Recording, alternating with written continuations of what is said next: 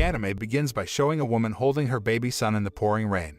The woman, who looked exhausted, then tried to find a place to take shelter and hide from a group of people who were chasing her. In her desperation, the woman then entrusted her baby son to the mistress of the house, and then just left. However, the woman never returned to pick up her baby son until 18 years had passed since then, and the baby son, named Lu Shu, had now grown up. That night, when Lu Shu was visiting the fireworks festival with his sister, Lu Saoyu, he overheard some people talking about people who had superpowers. Lu Shu did not necessarily believe the news that was going viral, because according to him, there was no one with superpowers in this world. However, when he and Saoyu watched the fire magic show performed by a man on the stage, Lu Shu felt a strange radiant energy emanating from the necklace his mother had given him. He then assumed that the man wasn't doing magic tricks, but rather had superpowers to control fire. Out of curiosity, Lu Shu then sneaked backstage with his sister, and how shocked they were when they saw a group of people dressed in black ambush the firebending man and then shoot the man with stun guns. However, they soon discovered Lu Shu and Saoyu, so Lu Shu found an excuse so they wouldn't be suspected.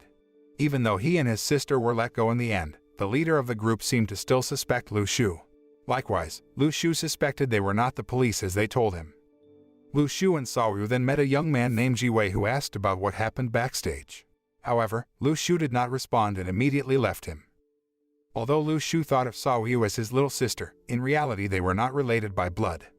Lu Shu and Saoyu, who are orphans, meet at an orphanage run by a woman who met Lu Shu's mother 18 years ago. As a child, Lu Shu was often bullied by other children, and Saoyu was the only child who cared about him. Because of this, Lu Shu loved Saoyu very much and considered her his younger sister. Even after Lu Shu left the orphanage to live independently, Saoyu also came with him. As he was about to cross the street to buy noodles, the lost Lu Shu didn't notice that a vehicle was speeding toward him. He couldn't avoid the collision and fell to the ground, covered in blood. However, the accident made the necklace his mother gave him react, and miraculously, Lu Shu felt no pain at all and then got up as if nothing had happened. He thought he might have superpowers because he had survived the deadly accident.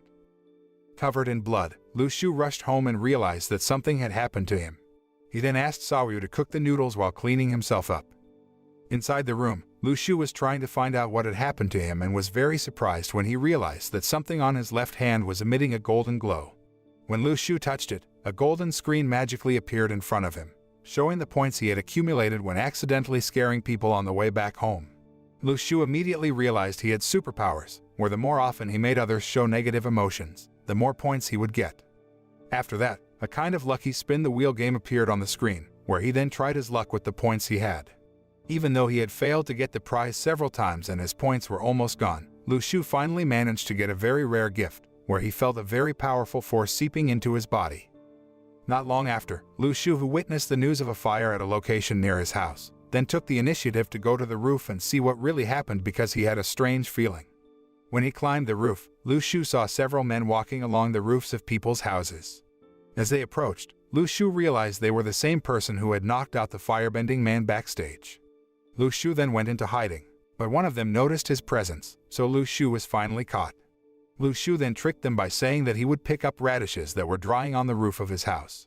Since Lu Shu was carrying a basket filled with radishes, they didn't even suspect him. However, after they left and Lu Shu returned to the house, suddenly, there was the sound of something falling from the roof. When Lu Shu and Saoyu checked outside, it turned out that the one who had fallen earlier was the firebending man who was probably trying to escape. Knowing that the man was only pretending to be unconscious, Lu Shu purposely irritated him so that he would gain a lot of points from the man's negative emotions. Annoyed that Lu Shu kept playing with him, the man then used firepower to burn Lu Shu's arm.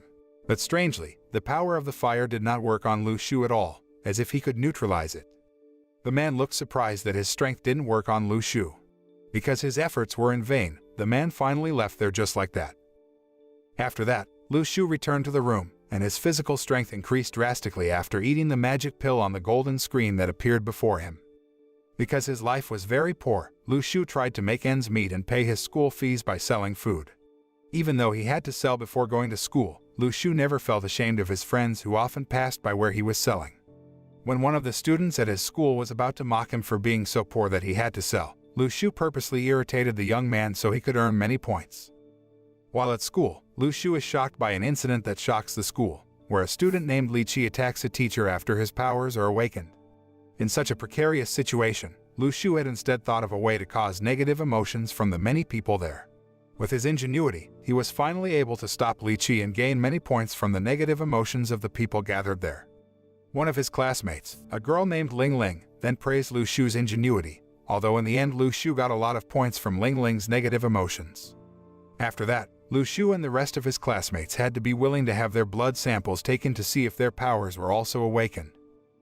When he returned home, Lu Shu tried to cure Saoyu with the healing pills he got from the lucky spin the wheel.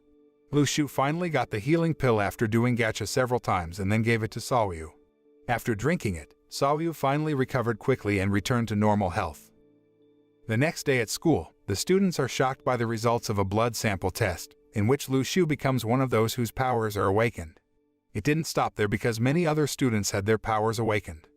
The school then formed a special class for them and appointed a man named Sifei as the class supervisor. Lu Shu looked surprised when he saw Sifei, because that man was the one who hunted the firebending man. After that, Lu Shu's class had a transfer student named Zhang Shui who turned out to be awakened and would enter a special class. Even though he was very beautiful and his skin was so smooth, Shui turned out to be a man. In the evening, Lu Shu and the disciples, whose powers had been awakened, gathered at a place where they would conduct further tests to determine their level of strength, which were classified alphabetically, where A level was the highest level. After doing the test, Lu Shu turned out to be at level F or the lowest level. This then made him a target for bullying, but he didn't mind it because he managed to make many people feel irritated with him, which would be more profitable for him. Lu Shu finally showed his super strength to his sister, started doing gacha, and got an item. However, the item was absorbed into Saoyu's body, making her super strength awakened. Lu Shu then thought that this power was destined for Saoyu. After that, Lu Shu met his neighbor, an old man, who was practicing swordsmanship. The old man offered to teach Lu Shu, but he immediately refused his offer, leaving the old man just like that. As time went on, Lu Shu went about his activities as usual, selling, going to school, and collecting points from the negative emotions of those around him.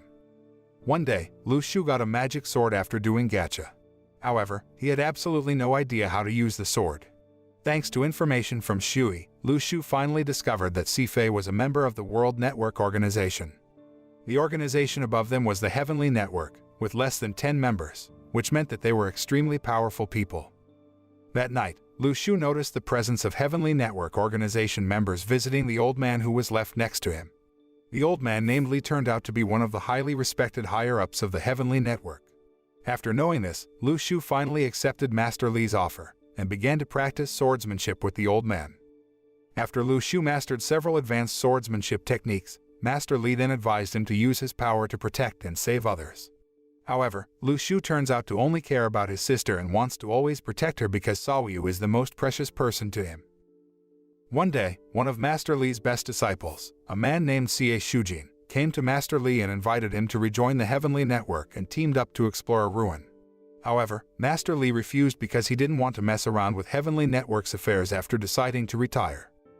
That night, Lu Shu and Saoyu did a test to determine their strength level, where Saoyu's strength turned out to be A level, and Lu Shu's true strength was unmeasurable. However, Lu Shu decided to hide his power because he didn't want to cause trouble. After that, Lu Shu and Saoyu started to test each other's strengths and seemed amazed by their superpowers. Shortly afterward, Lu Shu and Saoyu then rushed to the location of the big explosion, where the explosion was caused by a fight between the Earth Network and a group that had a fairly high level of super strength and was dangerous. Lu Shu and Saoyu seemed to be watching the fight from a distance. After learning a little about their strength, Lu Shu confidently launched an attack to test his strength. It turned out that he could easily defeat all of them, including Sifei and the Earth Network who attacked him for considering him as part of the group. Because of the dark aura that enveloped him, Sifei and the others couldn't recognize Lu Shu, so he had more freedom in his actions.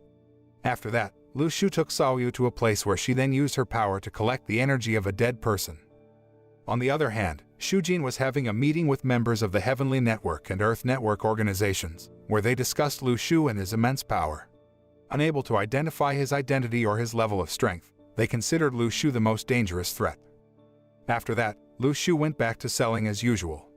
Since his merchandise was always sold out lately, Lu Shu thought that he might be able to buy a house with this income. That night, Lu Shu was surprised by Saoyu, who managed to resurrect the dead man's spirit. In fact, she can find out the past of the person, who turned out to be a gang of robbers. Xiaoyu told Lu Shu that the gang of robbers had hidden their stolen money somewhere.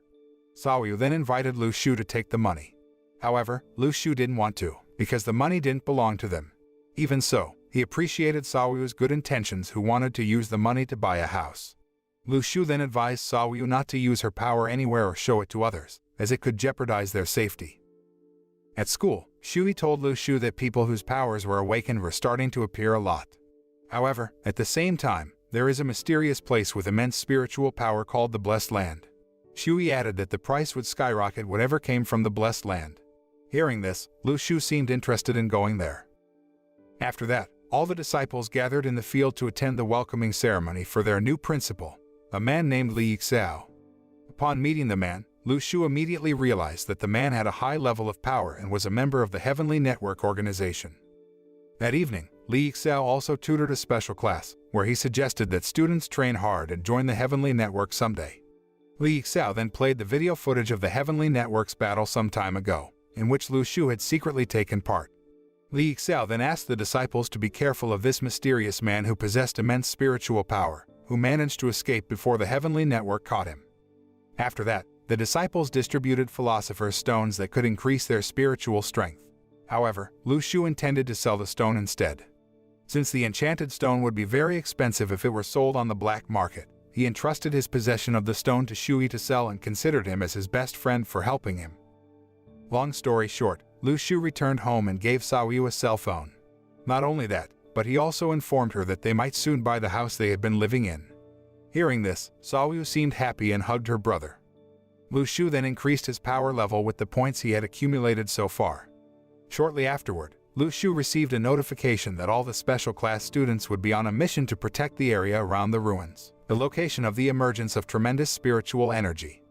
Since the Heavenly Network and the officials in charge have not been able to determine how much spiritual power there is, and the dangers that threaten it, the disciples were asked to monitor and protect the area around the ruins.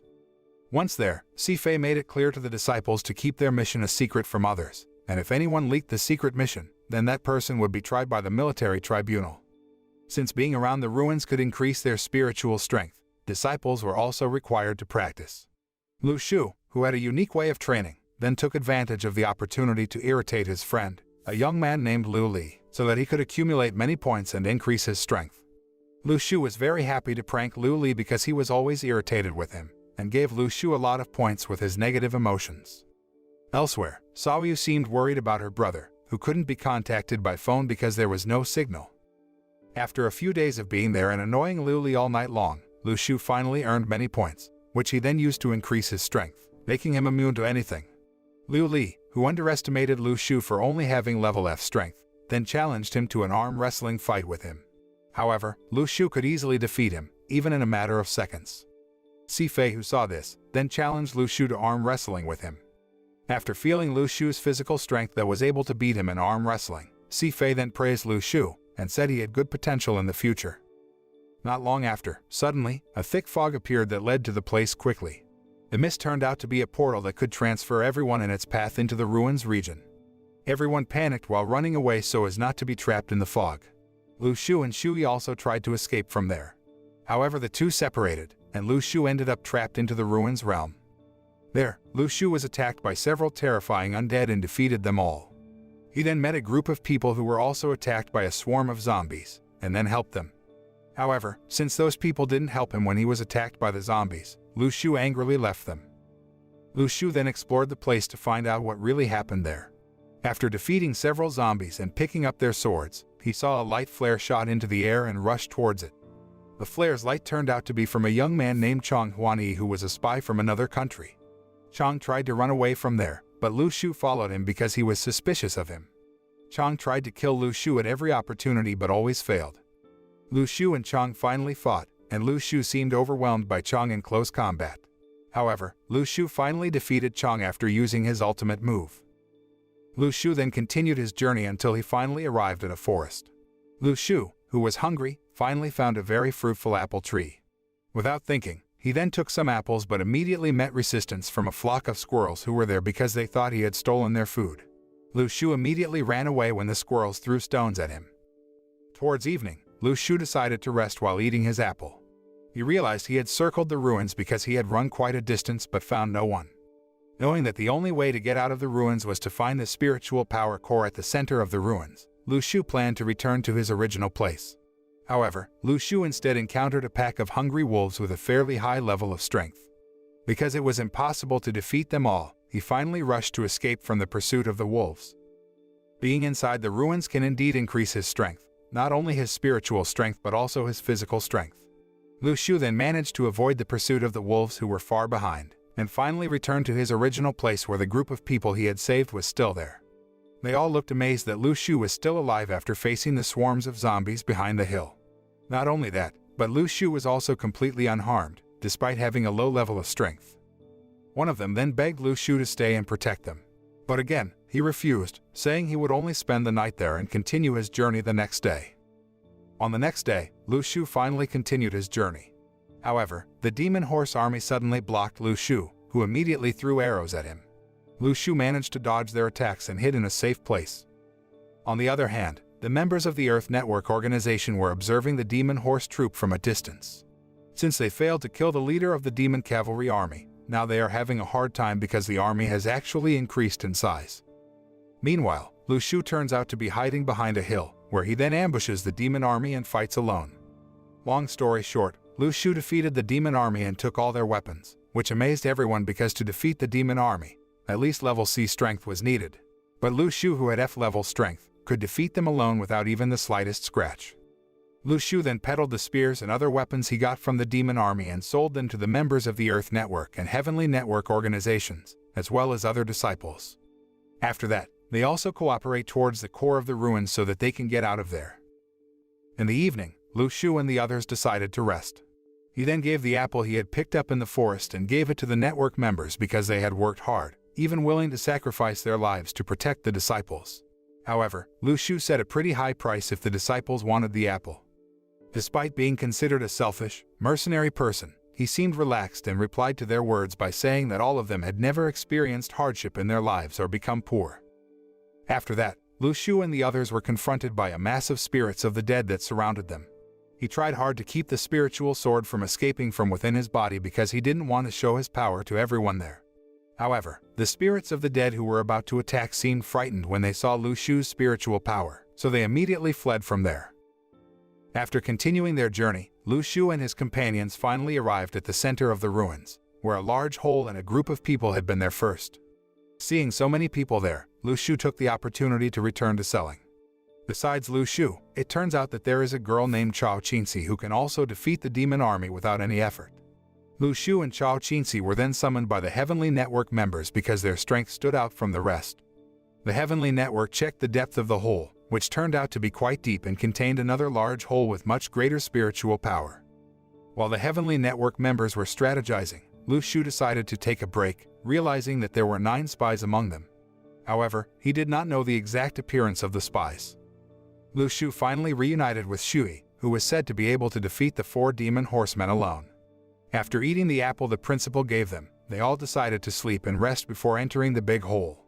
However, when they were all asleep, Lu Shu noticed that a group of people had sneaked into the hole first, which turned out to be spies. Lu Shu managed to stop one of them and then shouted to wake everyone up. However, before he could interrogate the person to dig up information, suddenly the principal came and immediately beat the man down, which made Lu Shu feel suspicious of the principal. Long story short, Lu Shu and the others finally got into the big hole and followed a path that led them to a magnificent palace guarded by an army of demons. A fierce battle between the network members against the demon army was inevitable. Chao Qinxi showed extraordinary abilities when fighting against the demon army, while Lu Shu seemed relaxed because the demon army realized his terrifying power and chose to avoid it. Not getting any significant resistance from the demon army, Lu Shu decided to sneak into the palace, hoping to find the precious ruins treasure. When Lu Shu entered a room he believed to be where the treasure was, he had to face off with several demon warriors guarding the place. However, just as they were about to attack him, the spiritual sword inside Lu Shu's body suddenly appeared, making them all shudder in fear, then returning to their defensive stance. Meanwhile, outside the palace, everyone seemed overwhelmed by the demon army that was so hard to beat.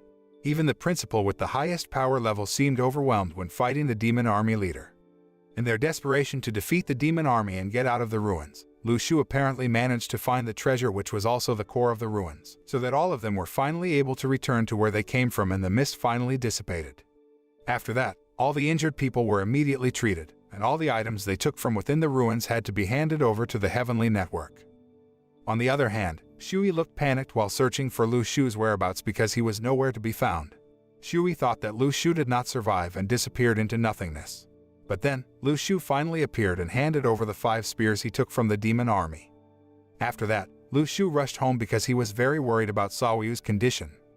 Not long after that, Lu Shu finally met his little sister, who missed him so much because she had been waiting for his return for so long. The ruins' treasures possessed extremely formidable spiritual power, so anyone who possessed them could use God-level spiritual power anytime and anywhere. Not only that, the treasure in the form of a golden seal turned out to be an infinite storage space, in which a door led to the magnificent palace that was previously in the ruins. Meanwhile elsewhere, Xie Sujin and his subordinate, a man named Nie Ting, were discussing the last seconds that happened at the center of the ruins before someone took the gold seal and brought everyone back with the power of the golden seal. Until now, the principal and heavenly network were still investigating who the person who had taken the golden seal was. Since the golden seal possessed God-level spiritual power, Nie Ting ordered all his men to report immediately if they discovered any unusual spiritual power appearances. Judging that the principal's performance and his special class were deemed unfavorable, Xie Sujin then ordered Nie Ting to supervise the 2 most outstanding students in the special class, namely Chao Qinzi and Lu Shu. Since Chao Qinzi had A-level spiritual strength, Xie Sujin asked them to focus more on monitoring her development because she had great potential in the future. The moral we can learn from this anime is never to underestimate someone who looks weak, because true strength does not come from physical toughness or great talent, but from a strong determination to protect and make loved ones happy.